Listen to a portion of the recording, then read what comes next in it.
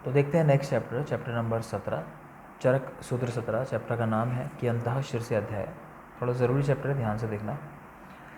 तो सबसे पहले दो पर्याय दिए हुए हैं, अनघ और दोष सूदन। श्लोक नंबर 4 में अनघ और दोष सूदन दोनों के दोनों पर्याय पुनर्वसु आत्रेय के लिए आए हैं। फिर आगे दिख रहे हो आप श्लोक नंबर 11। तो 11 नंबर श्लोक फर्स्ट हाफ, लास्ट में एक वर्ड आया है अस्त्र। तो शिरो रोगों में दुष्य जो होता है वो रक्त होता है, जबकि हृदय रोगों में दुष्य होता है रस। ये आपको याद रखना है, हृदय रोगों में रस होता है दुष्य। नेक्स्ट देखोगे श्लोक नंबर 3, प्राणः प्राणभृताम यत्र श्रिता सर्व इंद्रियाणि च यद उत्तम अंगम अंगानाम शिरस्तद अभिधीयते। कि प्राणः प्राणभृताम यत्र श्रिता, कि जहाँ पर प्राणियों के प्राण रहते हैं, सर्व इंद्रियाणि च सारी इंद्रियाँ रहती हैं, यद उत्तम अंगम अंगानाम शिरस्तद अभिधीयते, वो सभी अंगों में उत्तम है और उसी को सिर बोलते हैं। आपको रेफरेंस याद रखना है। यहीं विमर्श में एक वाग्भट का श्लोक लिखा हुआ है, ऊर्ध्व मूलम अधः शाखा। तो बस यहीं से ध्यान रखना, मतलब वृक्ष को उल्टा वहाँ पे मान लिया गया कि हम जो है मनुष्य वो उल्टे वृक्ष के समान है। जैसे वृक्ष की जड़ें नीचे रहती हैं और शाखाएं ऊपर रहती हैं, तो हमें क्या है कि जड़ हमारा सिर यानी मस्तिष्क वो ऊपर है और हमारी शाखाएं यानी शरीर जो है वो नीचे है। तो याद रखेंगे, ऐसा कंपैरिजन वाला श्लोक है, वो वाग्भट का है, विमर्श में दिया हुआ है यहीं पर श्लोक नंबर 3 के, ये गंगाधर राय जी वाली बुक में। नेक्स्ट आ जाओगे, वातिक शिरोरोग के कारण क्या है, उसके लक्षण क्या है। तो श्लोक नंबर 16, 17, 18, 19, 20 इन सब में वही दिया हुआ है, कुछ ज़रूरी नहीं है, मेन चीज़ आपको बता देता हूँ। कुछ खास नहीं, एक वर्ड आया निस्तुद्यते भ्रशम शंखो घाटा संविद्यते तथा। तो ये पेन को डिस्क्राइब किया गया है कि निस्तुद्यते भ्रशम शंखो घाटा संविद्यते तथा, कि शंख प्रदेश में घाटाल में पीछे की तरफ तो पेन होता है काफ़ी ज़्यादा। तो यह है वातिक शिरोरोग। पैतिक शिरोरोग में बस लिखा हुआ है शीतम सशूयते, ठंडा अच्छा लगता है, तो कुछ याद करने की ज़रूरत नहीं है आपको। कफन शिरोरोग देख लोगे, ये ज़रूर हमारे लिए इंपॉर्टेंट है। श्लोक नंबर 24 फर्स्ट हाफ है, देखोगे आज से सुखे स्वप्न सुखे गुरु स्निग्ध अति भोजने। आज से सुखे स्वप्न सुखे गुरु स्निग्ध अति भोजने। आप जाकर चरक में, चिकित्सा स्थान में प्रमेह के निदान पढ़ लेना, वहाँ निदान का श्लोक आता है, आज से सुखे स्वप्न सुखे दधीनी ग्राम में अनुप ओदक रसा पयासी करके कि श्लोक है, तो वो लगभग इसके जैसा लगता है। तो डिफ्रेंशिएट करना बहुत ज़रूरी है कि कौन सा कफज शिरोरोग के निदान का श्लोक है और कौन सा प्रमेह निदान का श्लोक है। प्लस एक और श्लोक मिलता है आपको योग रत्नाकर के अनुसार अध्व शोषी की चिकित्सा का, है ना। कोई व्यक्ति ज़्यादा चलने की वजह से, अध्व की वजह से क्रश हो गया, तो उसकी चिकित्सा किन द्रव्यों के साथ करोगे। तो वो श्लोक कुछ इस तरह से है, आज से सुखे दिवा स्वप्नम शीत मधुर ब्रंगणे तत्र मासरम आहारो अध्व शोषिणाम आचरेत। तो यहाँ पर शीत शब्द आता है श्लोक में, आज से सुखे दिवा स्वप्न शीत मधुर ब्रंगणे। आपको यहाँ से कैच करना है कि शीत वर्ड जो आता है वो आता है अध्व शोषी की चिकित्सा में योग रत्नाकर का। बाकी ये मैं आपके साथ शेयर कर दूंगा, आपके व्हाट्सएप पर आ जाएगा। नेक्स्ट देखते हैं सन्निपातिक शिरोरोग। तो मिश्रित लक्षण, कुछ याद नहीं करना आपको। नेक्स्ट आ जाओ क्रमित शिरोरोग। क्रमित शिरोरोग ये बहुत ज़रूरी है, क्रमित शिरोरोग। तो यहाँ पे आप देख पा रहे हो इसके कारण क्या है और लक्षण क्या है। श्लोक नंबर 27, 28 और 29 में सब कुछ लिखा हुआ है, बाकी 29 का विमर्श है थोड़ा सा, वहाँ पे लिखा हुआ है। तो पहले कारण, तो तिल शीर गुड़ अजीर्ण पूती संकीर्ण भोजनात्। तो श्लोक नंबर 27 फर्स्ट हाफ। तो तिल शीर गुड़ इन चीज़ों का सेवन करने से, अजीर्ण की वजह से, पूती संकीर्ण भोजन करने से, क्लेदो असरक कफ मासा नाम दोषलस्य उपजायते। तो इसी में कंटिन्यूशन में है, 27 का सेकेंड हाफ है। तो लिखा है ये सब चीज़ें खाने से पुरुष के रक्त कफ मांस इनमें क्लेद उत्पन्न हो जाता है। रक्त कफ और मांस इनमें क्लेद उत्पन्न हो जाता है। और श्लोक नंबर 28 का बिल्कुल फर्स्ट हाफ का लास्ट वर्ड देखोगे, वहाँ एक वर्ड आया है पाप कर्मणः। तो आपको पता होना चाहिए किन किन रोगों को बोला गया है कि ये पाप कर्म करने से होता है। तो कुछ रोग के नाम हैं, लिख सकते हो, उदर रोग, कुष्ठ रोग, क्षुद्र रोग और कृमिजन्य शिरोरोग। तो 4 रोग हैं ये, उदर रोग, कुष्ठ, क्षुद्र और कृमिजन्य शिरोरोग। बिल्कुल याद रखोगे, ये चारों रोग कृमि की वजह से होना बताया गया है। और लास्ट देख पा रहे हो श्लोक नंबर 28 के लास्ट वर्ड है विभत्स लक्षणम।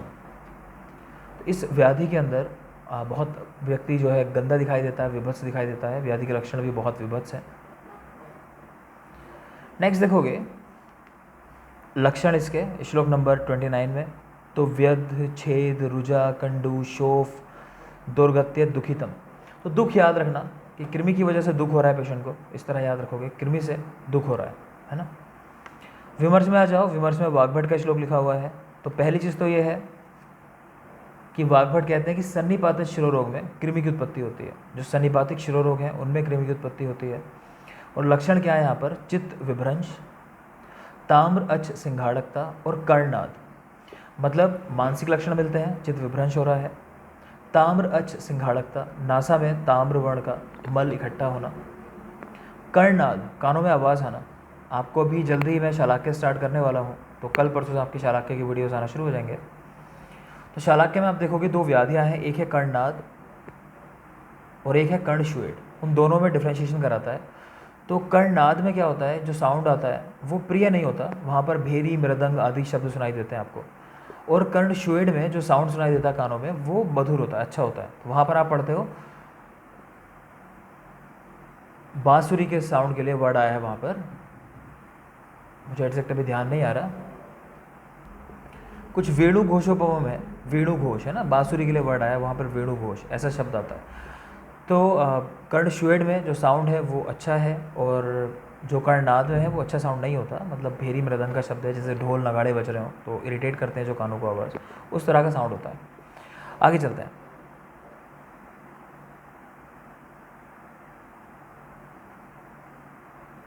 सुश्रुत ने और लिख रखा है यहाँ पर कि ऐसा लगता है कि संभिक्ष्य माड़म स्फुरतीव चांता, कि मेरे सिर को खाया जा रहा है और कृमि अंदर की ओर चल रहा है। दूसरा, घ्राणाच गच्छेद सलीलम, घ्राण से यानी नासा से, सलील यानी जल की प्रवृत्ति होती है। तो इतना ध्यान रखोगे। नेक्स्ट चलते हैं हृदय रोग। तो हृदय रोग के बारे में पहले जान लोगे कि जितने भी आचार्य हैं मेजर हमारे, मतलब चरक, वाग्भट, माधव, शारंगधर, काश्यप, सभी के 5 हैं। तो शिरोरोग सभी के 5, चरक, वाग्भट, माधव, शारंगधर, काश्यप, वीपी, केएस और क्रमिज, वातज, पित्तज, कफज, सन्निपातज और क्रमिज। आचार्य सुश्रुत और भेल के 4 हैं शिरोरोग। तो सुश्रुत के याद कर लोगे, वात, पित्त, कफ और क्रमिज। सुश्रुत ने सन्निपातज शिरोरोग का वर्णन, माफ करें, सन्निपातज हृदय रोग का वर्णन नहीं किया। ये बिल्कुल याद रखना है आपको, सुश्रुत सन्निपातज हृदय रोग का वर्णन नहीं किया। चरक में है। इसमें क्वेश्चन देता है आपको अक्सर माधव वाला कि किस रोग का निदान है ये। तो मैं आपको बोल रहा हूँ थोड़ा सा श्लोक वो, अत्य उष्ण गुरु अन्नम कषाय तिक्त श्रम अभिघात अध्यशन, ये सब चीज़ करने से क्या होता है, हृदय रोगों की उत्पत्ति होती है। ये भी मैं शेयर कर दूंगा आपके साथ माधव के अनुसार जो हृदय रोग हैं। तो अत्य उष्ण गुरु अन्न कषाय तिक्त श्रम अभिघात और अध्यशन करने से हृदय रोग की उत्पत्ति होती है। चरक का वातिक हृदय रोग में आप देख पा रहे हो, श्लोक नंबर 31 है ये। वेप्थु, वेस्टन, स्तंभ, प्रमोह, शून्यता और दरा। श्लोक को अच्छे से पढ़ लेना। वेप्थु, वेस्टन, स्तंभ, प्रमोह, शून्यता और दरा, दर, ये सब के सब लक्षण हैं। मतलब जानना चाहो देख लेना, कोई खास है नहीं इसके मतलब जानना आपके लिए। फिलहाल श्लोक को पहचान लो। वेप्थु, वेस्टन, स्तंभ, प्रमोह, शून्यता और दरा। दर का मतलब होता है आवाज़, मरमर जैसी आवाज़ जो होती है, साउंड, कोई भी आवाज़ हो। सुश्रुत का श्लोक बहुत फेमस है, इसमें आपने शायद पढ़ा होगा, आयम्यते मारुज्य हृदयम तुद्यते तथा निर्मथ्यते दीर्घ्यते च स्फोट्यते पाठ्यते अपीचा। तो हम याद रखते हैं जहाँ पर यम जैसा शब्द आता है, आयम्यते मारुज्य हृदयम तुद्यते तथा, तो वो श्लोक जो है वो सुश्रुत का वातिक हृदय रोगों के बारे में है कुछ नहीं। इस श्लोक में जो वेदना हो रही है ना, उसको थोड़ा सा समझाने के लिए, वेदना के प्रकारों को बताने के लिए काफ़ी सारे वर्ड यूज़ हुए हैं डिफरेंट। तो देख लेंगे आप इसको, नोट्स में है आपके पास। नेक्स्ट है पैत्तिक हृदय रोग। तो तिक्तता वक्रे, तिक्त अम्ल उद्गार, कोई ज़रूरी नहीं। कफज हृदय रोग पे आ जाओ, भवत्य अश्म आवृतम यथा, तो ऐसा लगता है मेरे हृदय के ऊपर अश्म रखा हुआ है, पत्थर रखा हुआ है ना, कहते हैं मेरे दिल पे बड़ा भारी बोझ था, तो वो इसीलिए होगा, कफज हृदय रोग है। अच्छा ये भी याद रखोगे, मैंने आपको स्तन्य में पहले पढ़ा रखा होगा कि कौन से स्तन्य दृष्टि से हृदय रोग हो जाते हैं। तो गुरु स्तन्य दृष्टि, वो कफ की वजह से होती है, तो गुरु स्तन्य दृष्टि जो है वो हृदय रोग का कारण है ना। गुरु जी को हृदय रोग था, हम इस तरह याद रखते हैं। आगे देखेंगे कृमिज हृदय रोग। तो कृमिजन्य हृदय रोग, इसमें ज़रूरी चीज़ क्या है, श्लोक नंबर 37 देख लोगे। लिखा है तिल शीर गुड़ आदिनी ग्रंथिस तस्य उपजायते मर्म एक देशे साकलेदम रसाश्चास्यो उपगच्छति। कहने का मतलब है हृदय के किसी एक प्रदेश में, किसी एक भाग में ग्रंथि बन जाती है। तो ये आपको बिल्कुल याद रखना है, ग्रंथि बन जाती है हृदय के किसी भाग में, किसका लक्षण है, कृमिजन्य हृदय रोग का। नेक्स्ट देखेंगे और लक्षण इसके बारे में दिया हुआ श्लोक नंबर 39 के अंदर। लिखा है तुद्यमानम साहृदयम सूचिभिर इव मन्यते छिद्यमानम यथा शस्त्र जातु कंडुम महारुजम। ठीक है, तो कुछ खास नहीं, सूचिभिर इव मन्यते मतलब सुई चुभोने जैसी पीड़ा होती है, ये देख लोगे। नेक्स्ट चलेंगे, दोषों के 62 विकल्प होते हैं, 62 आपको बिल्कुल याद रखना है। दोषों के विकल्प 62 कैसे होते हैं, 62 25 व्रत दोषों से, 25 शीर्ण दोषों से और 12 अन्य। तो बिल्कुल याद रखना, दोषों के 62 विकल्प, 25 शीर्ण दोषों से, 25 व्रत दोषों से और 12 अन्य। तो ये जो 25 हैं इनकी बात कर लेते हैं हम। 25 कैसे होते हैं, 13 सन्निपात से, 9 द्वंद्वज और 3 एक दोषज। तो 13, 9 और 3 सन्निपात, द्वंद्वज और एक दोषज। तो जैसे ये 25 हैं, इसी तरह 25 होते हैं शीर्ण दोषों से, तो 25 25 50 और 12 बचते हैं वो सन्निपात की वजह से। अगर नहीं समझ आया मैं फिर बता दे रहा हूँ, देखो दोषों के विकल्प 62 हैं, मतलब आप कहना चाह रहे हो कि दोष किस तरह घट बढ़ सकते हैं, है ना, क्या क्या कॉम्बिनेशंस बन सकते हैं उनकी बात कर रहे हैं। तो 13 जो बन रहे हैं 25 में से, वो बन रहे हैं सन्निपात की वजह से। अगर हम व्रत की बात करें, है ना, हमने कहा कि 25 व्रत दोषों से, 25 शीर्ण दोषों से और 12 अन्य। तो जो 25 व्रत दोषों से हो रहे हैं वो 25 कैसे होते हैं कि 13 कंडीशन ऐसी हैं जहाँ पर तीनों दोष जो हैं वो बढ़े हुए हैं। मान लो वात पित्त और कफ अपने प्रमाण से तीनों बढ़ गए। दूसरी 9 कंडीशन दी है इन्होंने द्वंद्वज, यानी जहाँ पर सिर्फ 2 दोष बढ़े हुए हैं।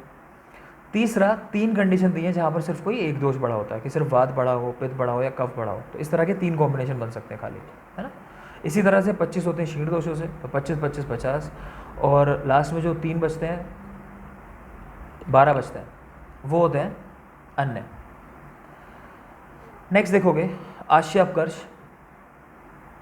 अच्छा, एक बात का और ध्यान रखोगे, मैं समझाने की कोशिश तो करता हूँ कई बार, क्योंकि आप जानते हो कि नोट्स के साथ और चीज़ों के साथ बड़ा आसान हो जाता है, लेकिन इस तरह से क्रैश कोर्स में क्योंकि हम उन्हीं चीज़ों पर फोकस कर रहे हैं, बार बार ये बात आपको बताता हूँ जो चीज़ें ज़रूरी है, मगर फिर भी मुझे कहीं लगता है कि आपको समस्या आ रही होगी तो मैं बताने की कोशिश करता हूँ। तो अपने लेवल से जाके ज़रूर चेक कर लिया करो जहाँ फंसा करो। अगर अब भी नहीं समझ आया तो खुद से जाके चेक कर लेना, मैं नोट्स में आपके साथ शेयर कर दूँगा ये विकल्प वाला भी, ठीक है। नेक्स्ट देखेंगे दोषों की क्षय और वृद्धि।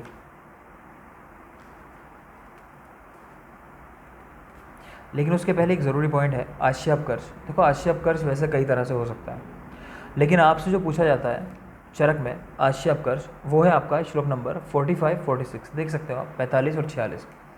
तो आपसे पूछेगा आश्य अपकर्ष में क्या स्थिति होती है। आश्य अपकर्ष, तो आश्य अपकर्ष में याद रखोगे होता क्या है, पित्त तो अपने नेचुरल अमाउंट में होता है जितना होना चाहिए, कफ अपने अमाउंट से घट जाता है और वात अपने अमाउंट से बढ़ा हुआ होता है। जाहिर सी बात है, कफ घटा है तो वात बढ़ा हुआ होगा।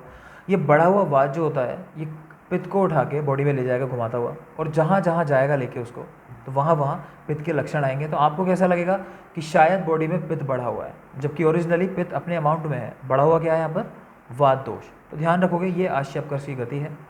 आगे चलते हैं,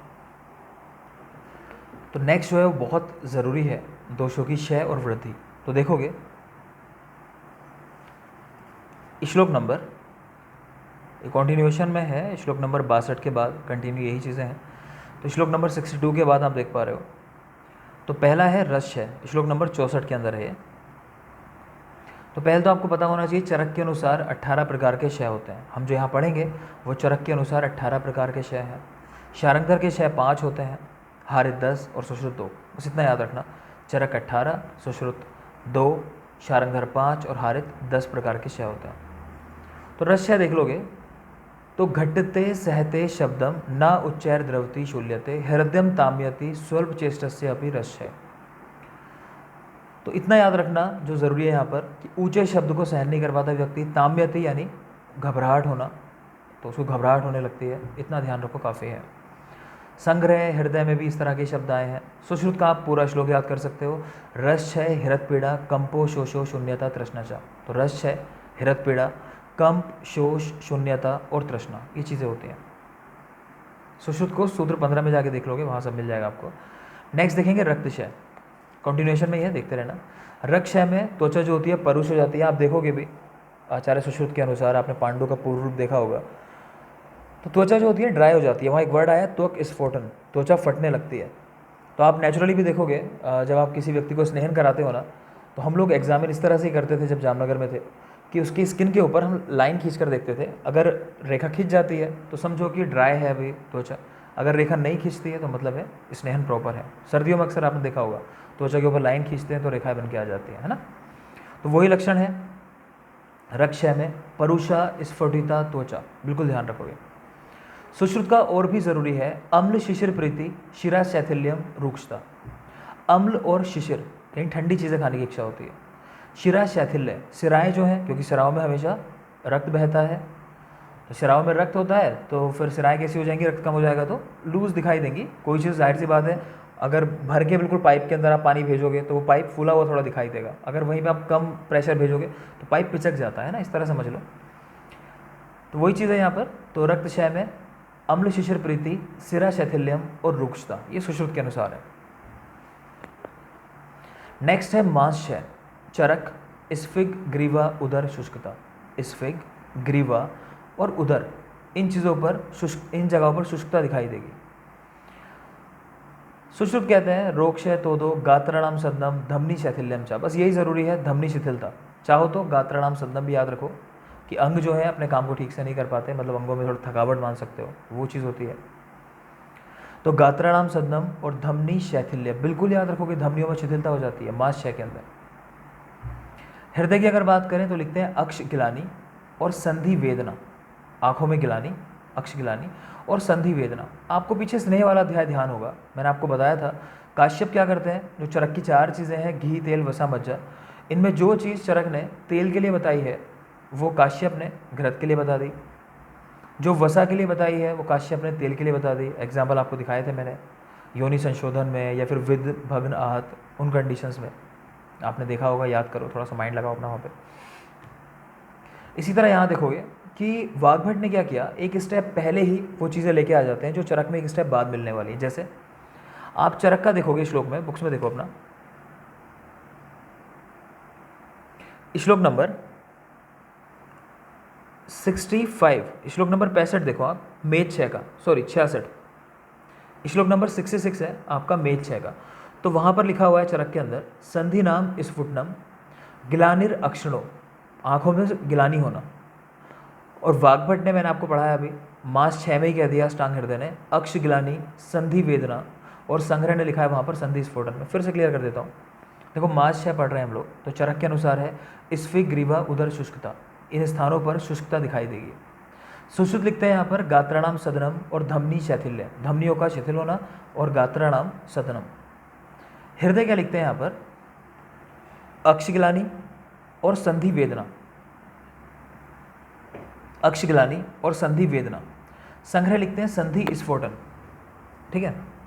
तो यहाँ पर देख पा रहे हो संधि में स्फोटन जो हो रहा है या फिर आंखों में जो गिलानी हो रही है वो मास 6 में आ गई हृदय के अनुसार,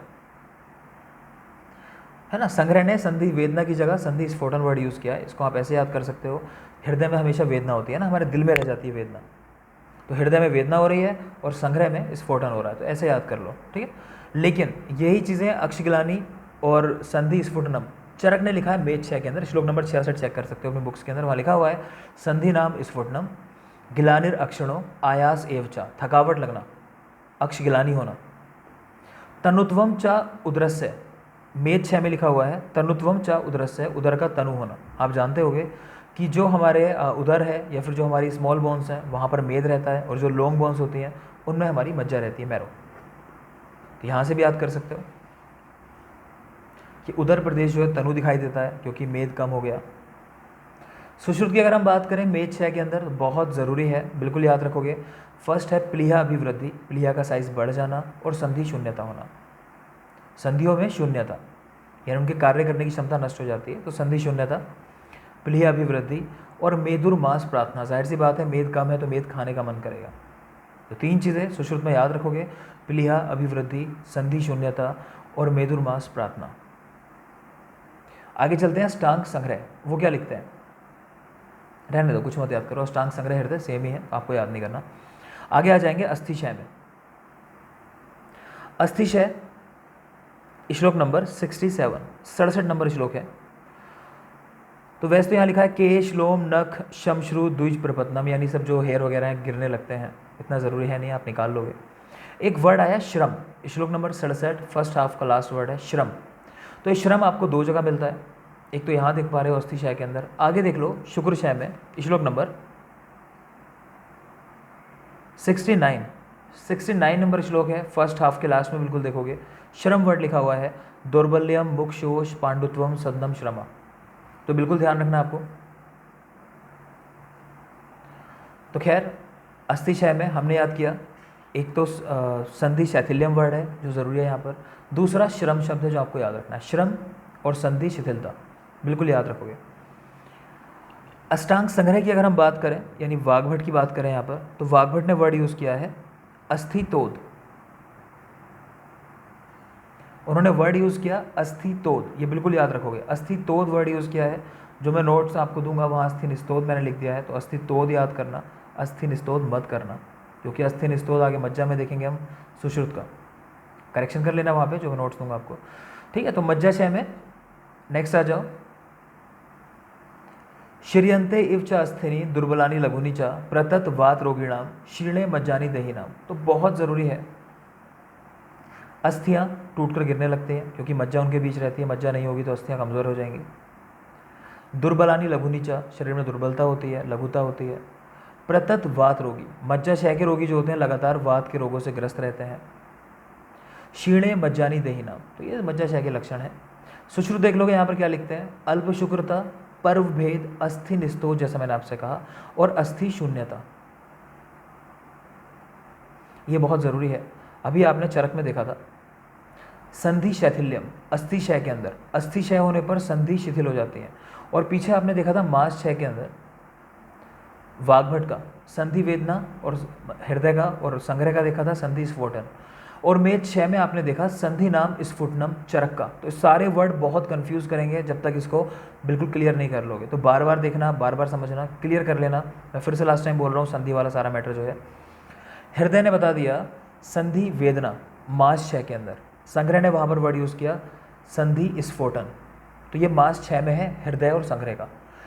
चरक की बात करें तो अगली धातु जो आती है मांस के बाद मेद, तो उन्होंने वहाँ लिखा है संधि नाम स्फुटनम, ठीक है, संधि स्फुटनम। और सुश्रुत ने वही वर्ड यूज़ किया संधि शून्यता मेद 6 के अंदर। आगे आ जाएंगे अस्थिशय में, तो चरक ने अस्थिशय में लिखा संधि शैथिल्यम, संधियों का शिथिल हो जाना चरक में। अस्थिशय में मिलता है संधि शैथिल्यम, बहुत ज़रूरी है। और सुश्रुत का देखोगे आप मज्जाशय में मिलता है अस्थि शून्यता। तो 2 चीज़ें देखिए आपने, संधि शून्यता, अस्थि शून्यता सुश्रुत की। तो अस्थि शून्यता थी मेद 6 के अंदर, और यहाँ संधि शून्यता देख रहे हो, सॉरी, संधि शून्यता थी मेद 6 में, संधि शून्यता मेद 6 में, और यहाँ मज्जाशय में देख पा रहे हो अस्थि शून्यता। तो बड़ा कंफ्यूजिंग है, देख रहे होगे बोलते बोलते मैं भी थोड़ा कंफ्यूज हो जा रहा हूँ बार बार। तो आप इसको बिल्कुल क्लियर कर लोगे अपने माइंड्स के अंदर, आपको क्लियर पता होना चाहिए कहाँ पर क्या है।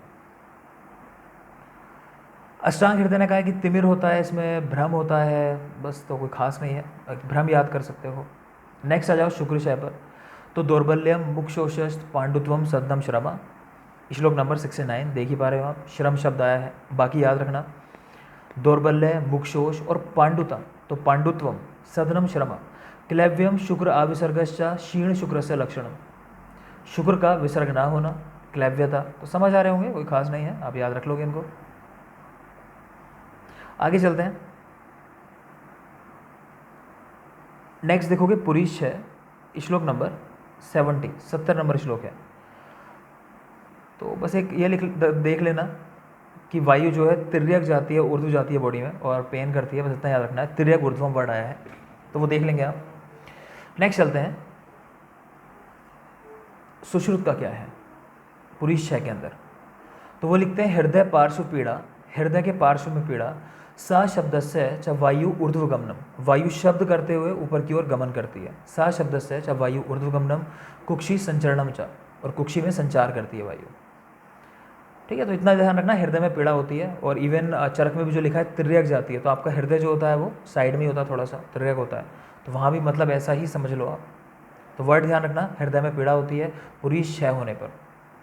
आगे चलते हैं मूत्रशय। तो श्लोक नंबर 71। तो मूत्रशय में सेकेंड हाफ देखोगे, पिपासा बाधते चास्य मुखम चा परिशुष्यति। आपने अक्सर देखा होगा जब भी बॉडी में पानी की कमी हो जाती है, जैसे कि कंडीशन हो जाए मान लो डायरिया, तो मुख सूखने लगेगा पेशेंट का, है ना, उसका मन बहुत करेगा पानी पीने का। छोटे बच्चों को देखा होगा आपने, बिल्कुल जो बच्चे खाते पीते भी नहीं है ना, आप पानी उनको दोगे डायरिया की कंडीशन में, एकदम से छीन के पीते हैं पानी, है ना, तो प्यास लगती है बहुत ज़्यादा। तो वही चीज़ लिखी है, पिपासा बाधते चास्य मुखम चा परिशुष्यति, है ना, शुष्क होगा मुख जो है। नेक्स्ट चलते हैं। नेक्स्ट मिलता है मलक्षय। तो मलक्षय का श्लोक नंबर ये है 72।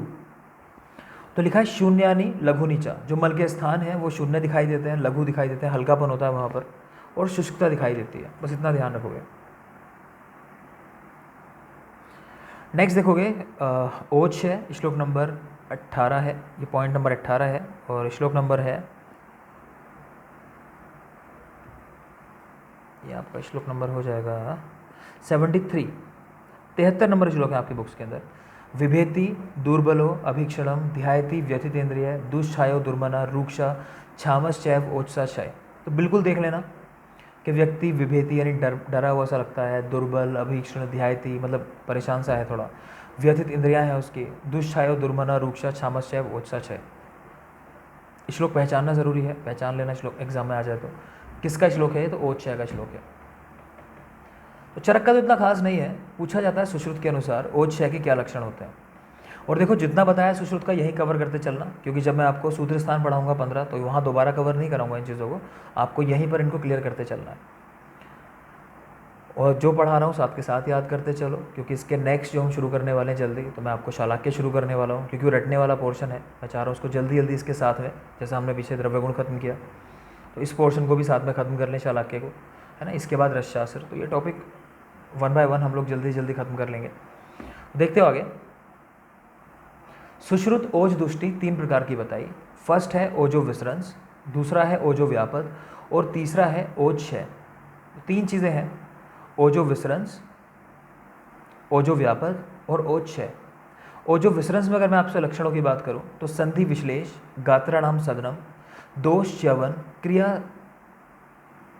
क्रिया सन्निरोधश्च, क्रियाएं रुक जाती हैं विसरंस से, तो ये विसरंस का लक्षण है। संधि विश्लेष याद रखोगे, गात्राणाम सदनम, दोष च्यवन, क्रिया सन्निरोधश्च और विसरंस याद कैसे रखते हैं। ओजो विसरंस सबसे टफ वर्ड है यहाँ पर, और इसके अंदर जो वर्ड्स इस्तेमाल हुए हैं वो सब के सब भी काफ़ी टफ हैं, जैसे संधि विश्लेष, गात्राणाम सदनम, दोष च्यवन, क्रिया सन्निरोध, तो सब वर्ड काफ़ी मुश्किल है। आप नेक्स्ट देखोगे ओजो व्यापद, तो वहाँ जो शब्द इस्तेमाल हुए हैं वो हुए हैं स्तब्ध गुरु गात्रता, वात शोफ, वर्ण भेद, गिलानी तंद्रा चा व्यापद है व्यापन ने।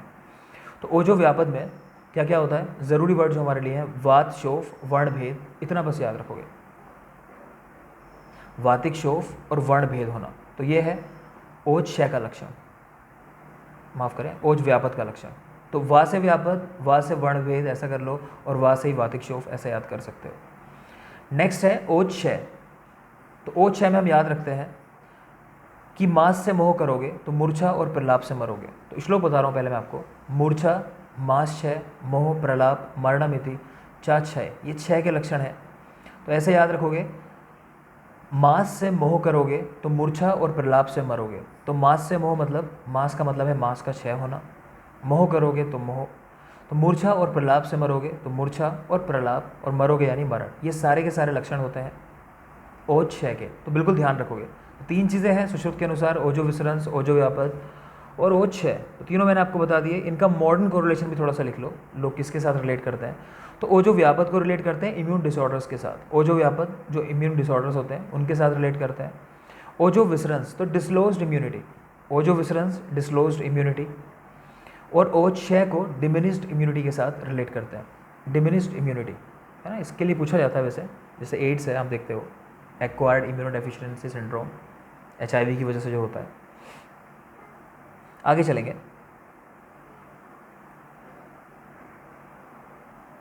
अच्छा, ओज के बारे में कुछ चीज़ें मिलती हैं आपको, वो जानते ही होंगे। ओज के 2 डिवीज़न है, पर और अपर। जो पर ओज होता है वो हमारे हृदय में रहता है, वो प्रधान होता है, इसकी मात्रा 8 बूंद होती है। अपर ओज पूरी बॉडी में रहता है, इसकी मात्रा अर्ध अंजलि होती है।